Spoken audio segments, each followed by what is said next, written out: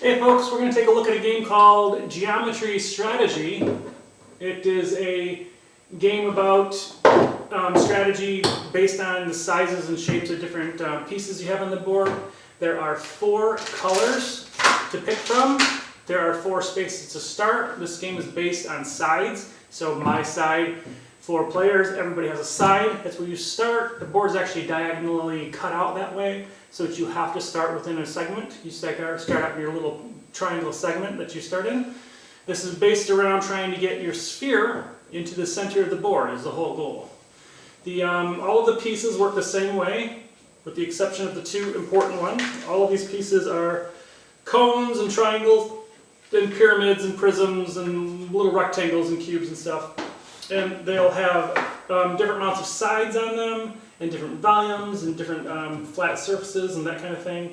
And that's how we're going to rank them. So if you started off with who has the fewest flat surfaces, it would be your cone, your ice cream cone, because it's got the 1 flat side and then the cone that goes around. So that's 2.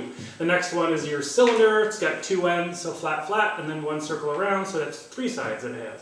So you can rank them in order. It comes with a nice little handy cheat sheet, so that you can figure out what beats what.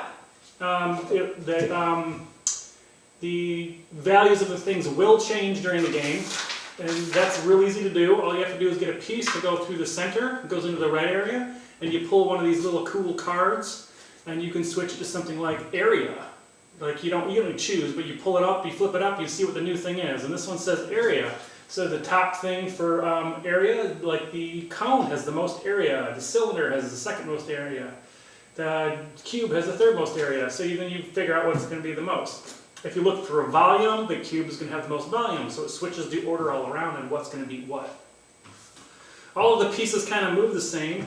All of your main pieces in the game can move up 1 or 2 spaces at a time in a straight line. You can't do any zigzags. So diagonally or octagonally, they can move 1 or 2 spaces. The only thing that changes is with your sphere and your spring. Your sphere and your spring can only move 1 at a time, but they have some special rules on them. So the spring is like your prime blocker. He can beat everything and nothing can beat him. If the spring and the spring hit each other, they kind of null each other out. So there's no problems with springs are your big blocker guy. Your sphere, however, can be beaten by everything because your whole goal is to get your sphere in the center. So you have to kind of protect your sphere to get in the center, much like chess would do protecting your king.